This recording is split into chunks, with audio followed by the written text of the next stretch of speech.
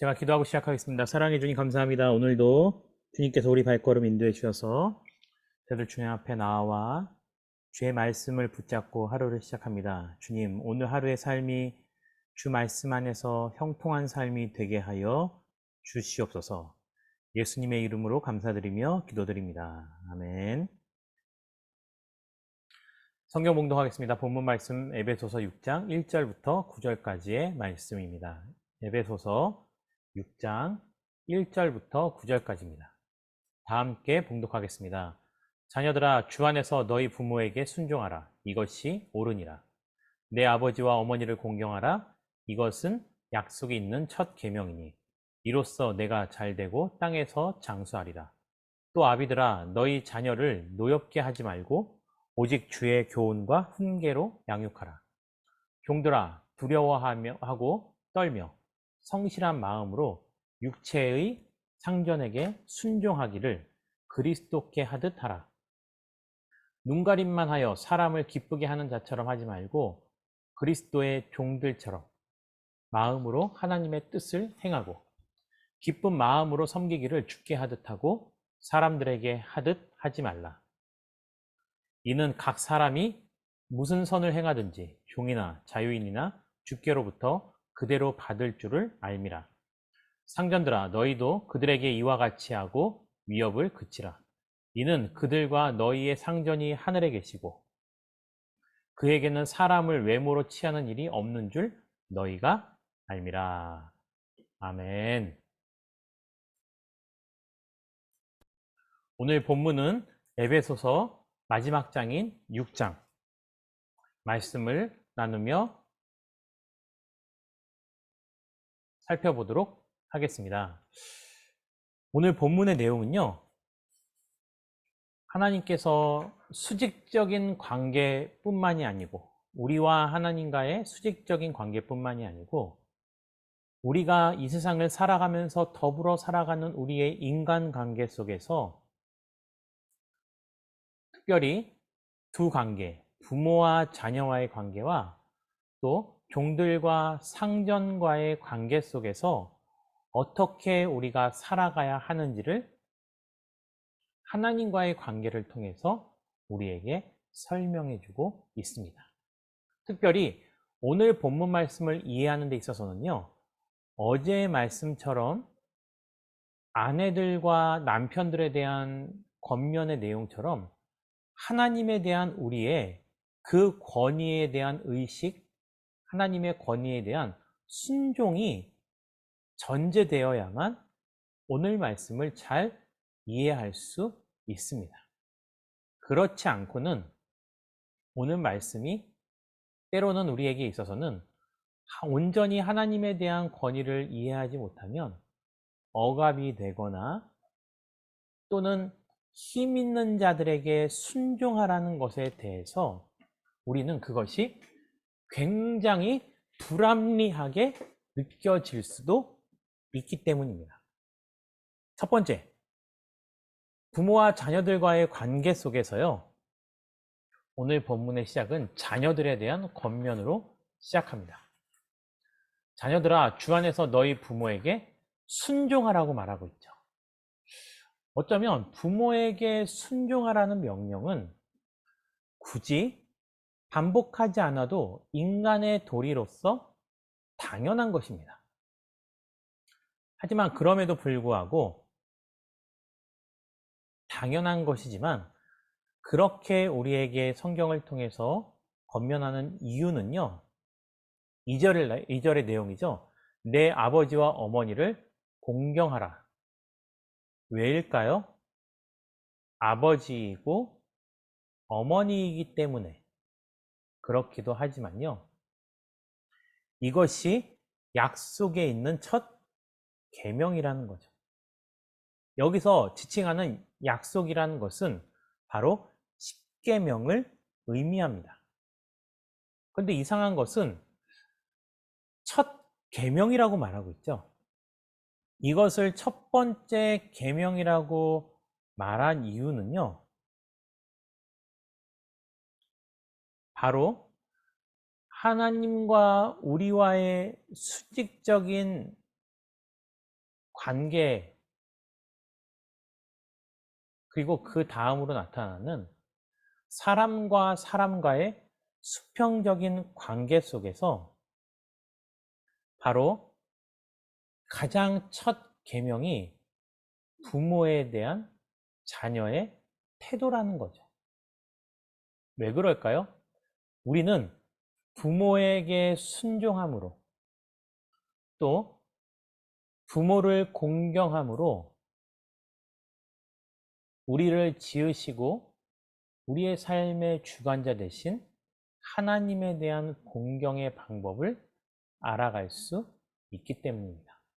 그래서 하나님께서는요, 십계명을 주실 때 인간과 인간과의 관계 속에서 가장 중요한 첫 번째를 자녀들이 부모에게 순종하는 것을 말하고 있는 것입니다.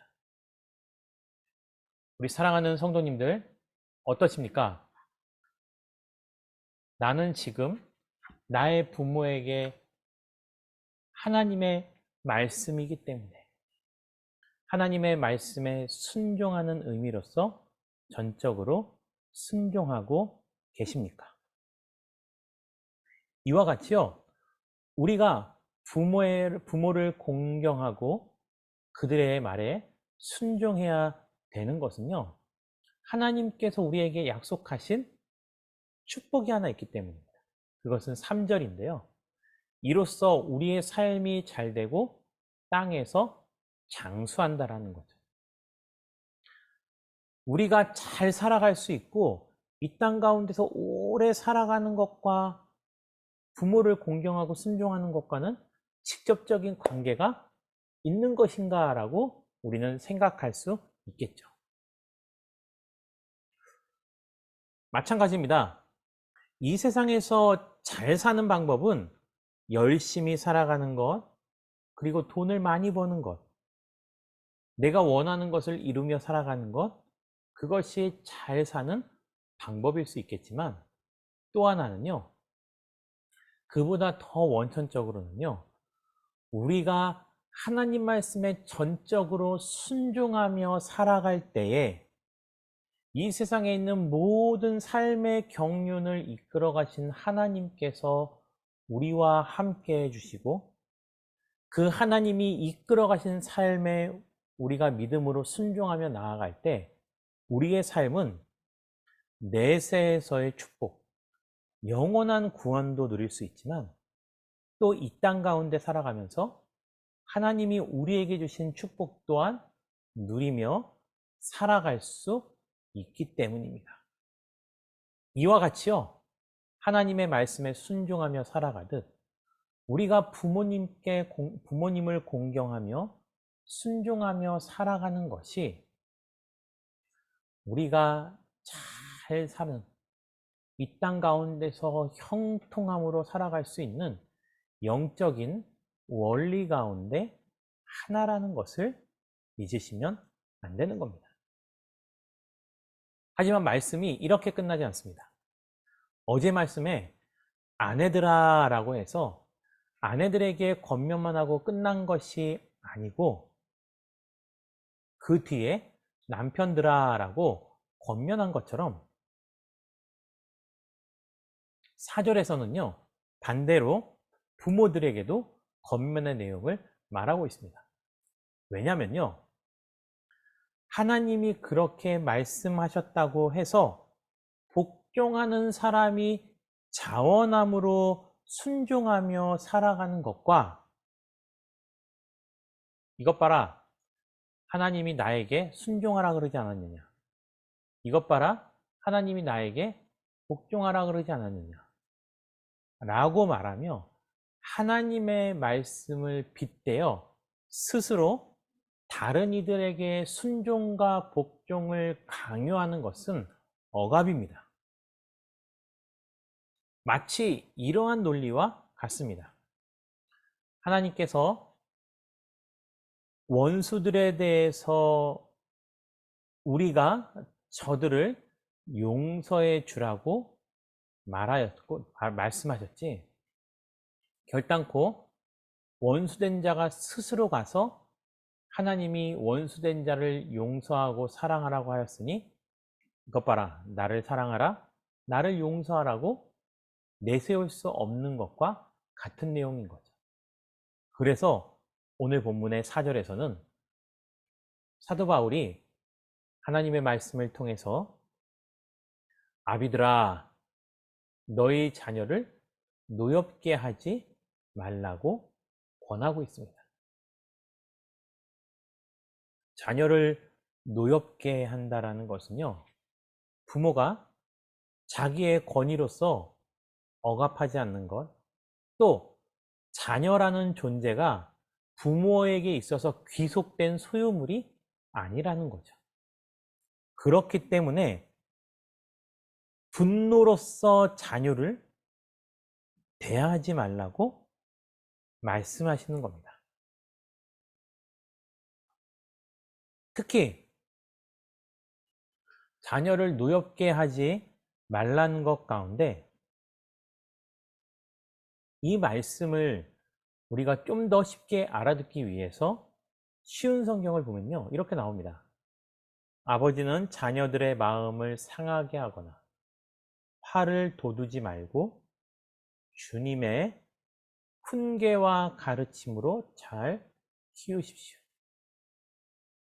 자녀들이 부모에게 순종하는 것이 하나님께서 명하신 명령과 같이 아비들도 자녀들을 키워나가는 데 있어서 저들이 마음이 상하거나 또는 화를 내지 아니하도록 어떠한 방법으로 가르치냐면요, 오직 주의 교훈과 훈계로 저들을 가르치라는 것이죠. 오늘 이 말씀을 통해서 우리는 하나님의 놀라운 사랑을 경험할 수 있을 것입니다. 아, 하나님께서 우리에게 요구하신 것이 이것이구나. 올바른 목적도 제시해 주지만 그 목적에 이르기 위한 올바른 방법도 우리에게 알려주고 계신 겁니다. 자녀를 양육하는 데 있어서는 오직 주님께서 저들에게 무엇을 원하시는지, 내가 원하는 자녀, 내가 원하는 모습으로 자녀들을 그렇게 만들어가는 것이 아니고 주의 말씀을 붙잡고 주를 신뢰함으로 자녀들을 키워나가는 믿음의 자세가 우리에게 필요하기 때문입니다. 또한 5절부터의 말씀은요, 다른 관계에 대해서 설명해 주고 있습니다. 그것은 종과 상전에 대한 관계입니다.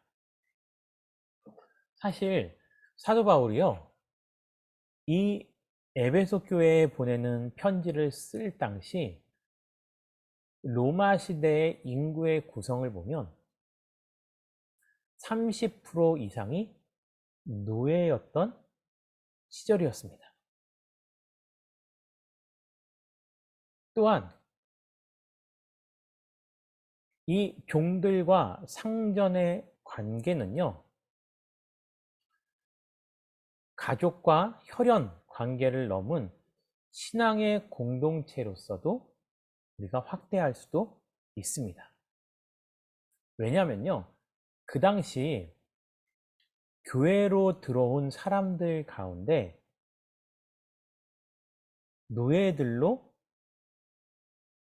자신의 신분을 가지고서 믿음 생활을 시작한 사람들이 있었습니다. 그런데 대부분 노예는 재산이나 도구로 여겨졌으며 인격적인 고려의 대상은 아니었던 거죠. 주인의 관심은 노예들을 어떻게 다스리고 관리하느냐에 있었습니다. 특히 도망을 친 노예들은 저들을 주인들이 폭행하거나 감금하거나 사형을 시키는 아주 불합리한 처우 속에서도 저들이 올바른 사회 속에서 자신의 삶을 여전히 영위하면서 살아가기 위해서는 저들에게 권위에 대한 구조를 알려줄 필요가 있었습니다. 물론 오늘 말씀은요, 그래서 노예 제도가 옳으냐 옳지 않느냐 라는 것에 대한 시비를 가리는 것은 아닙니다. 초대교회에 들어온 그 노예로서 살아가고 있는 사람들에게 사도 바울은 영적인 권위에 대한 순종을 알려주면서 저들이 자신들에게 주어진 삶의 현장에서 그들이 마땅히 감당해야 할 역할을 말해주고 있는 거죠. 그래서 5절에는요, 종들아 두려워하고 떨며 성실한 마음으로 육체의 상전들에게 순종하라고 말하고 있는 것입니다. 근데 그 순종의 이유가요, 아내들이 남편에게 복종하는 것과 자녀들이 부모에게 복종하는 것과 똑같은 영적인 원리를 가지고 있죠. 바로 그리스도께 하듯 하라는 거죠.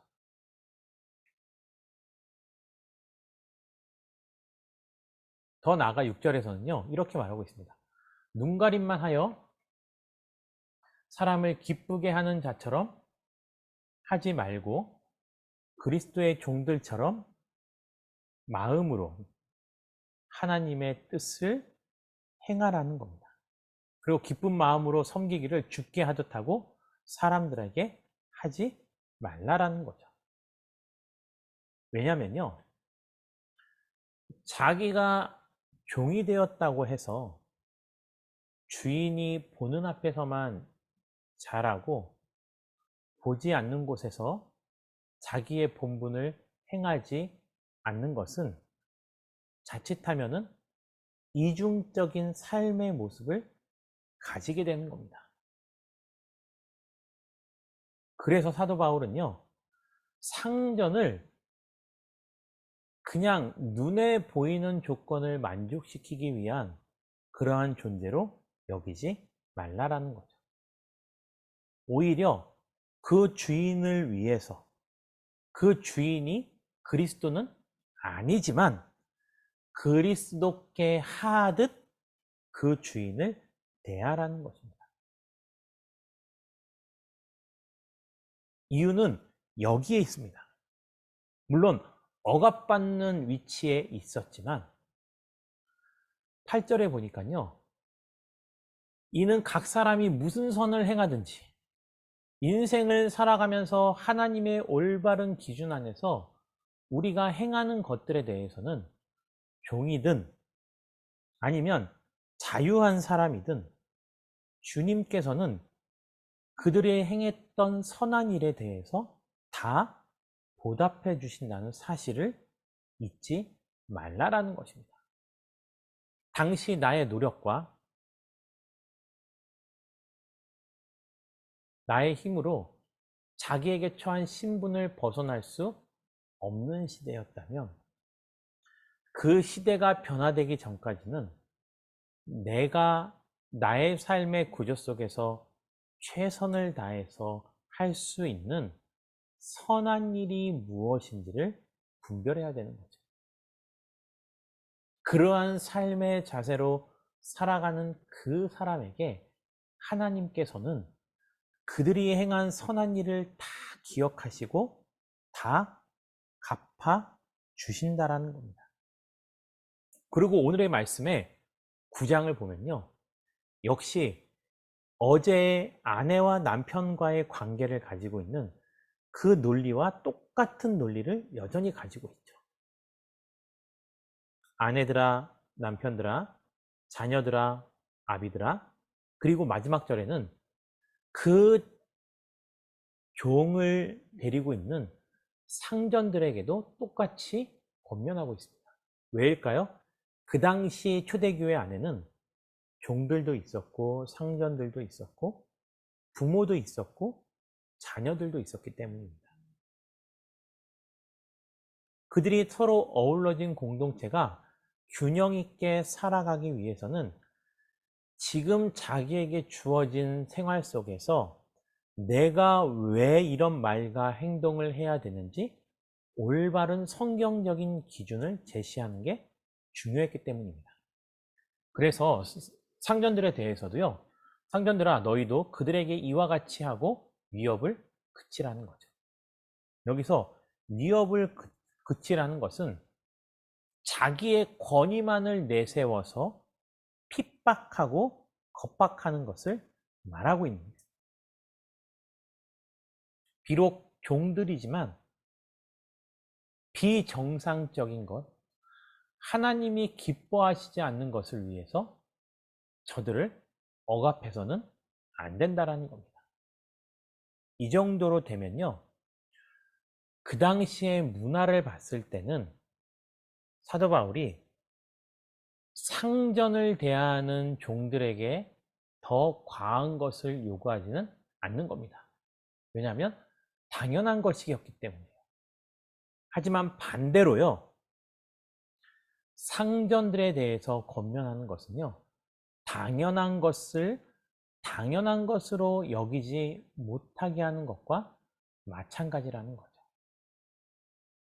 마치 오늘 이 말씀 때문에요, 사실 우리나라에 초기에 복음이 들어왔을 때 우리나라 역시 양반과 종들이 존재하던 그 시대에 서학이라고 해서 이 복음으로 말미암아 아래 위를 갖고 있지 않은 구조를 갖고 있던 이 성경을 접한 사람들을 그 당시 극형으로 처했던 이유도 바로 이와 같은 이유에서였습니다.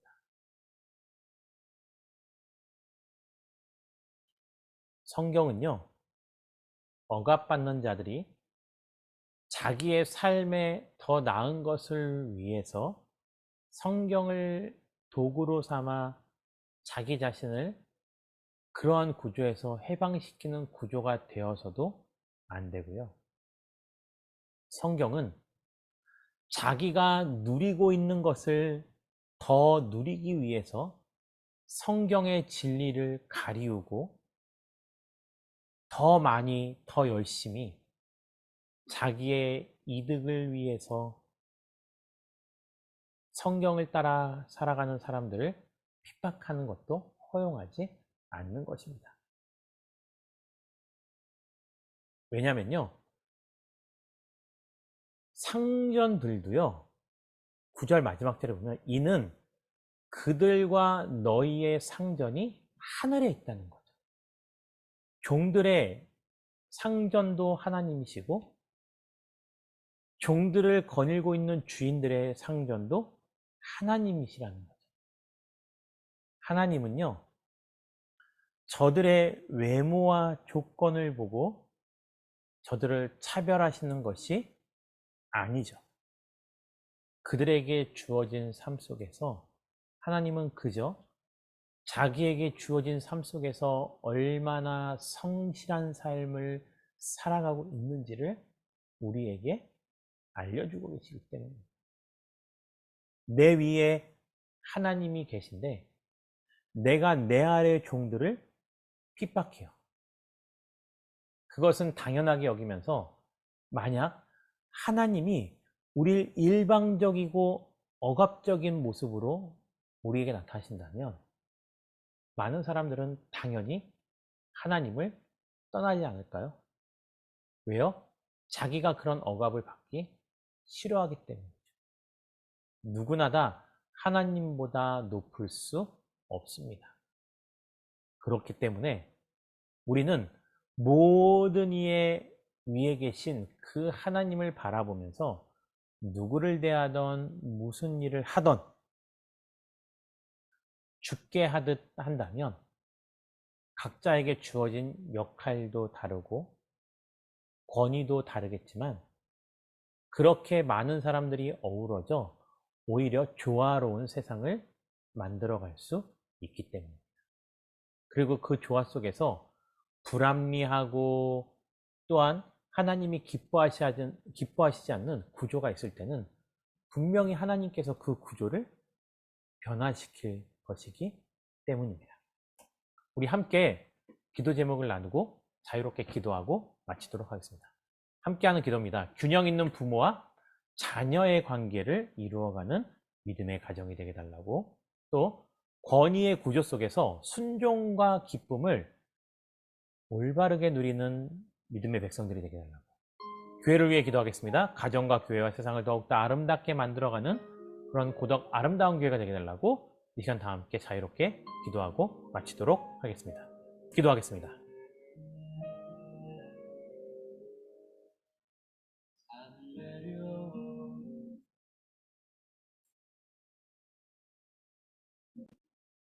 바람과 같이 우리에게 불어온 그 하늘의 이야기,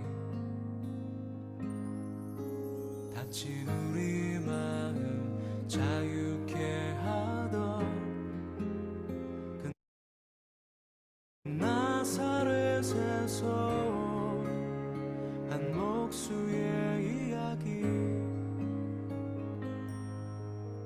나와 같은 이도 복이 있다던 이전엔 한 번도 듣지 못한 이야기,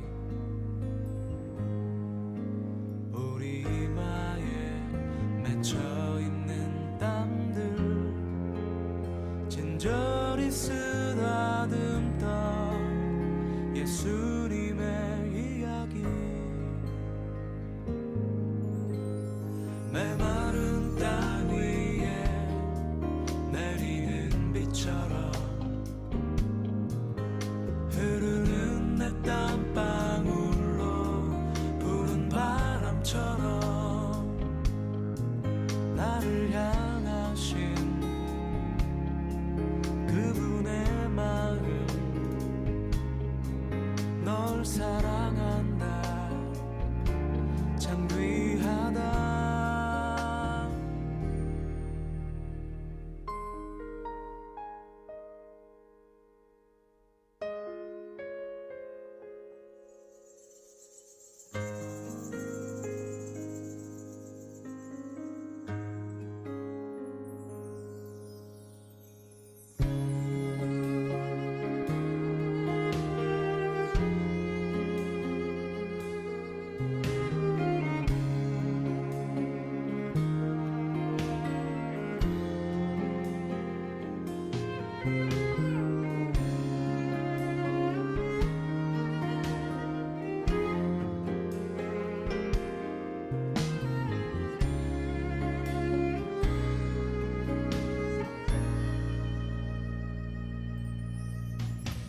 메마른 땅 위에 내리는 비처럼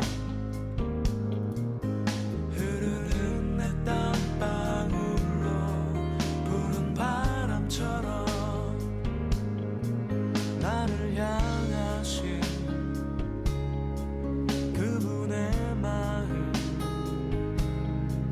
널 사랑한다 참 귀하다. 나와 같은 이도 복이 있다던 이전엔 한 번도 듣지 못한 이야기, 와서 나의 마음 자유케 하던 그 나사렛에서 온 한 목수의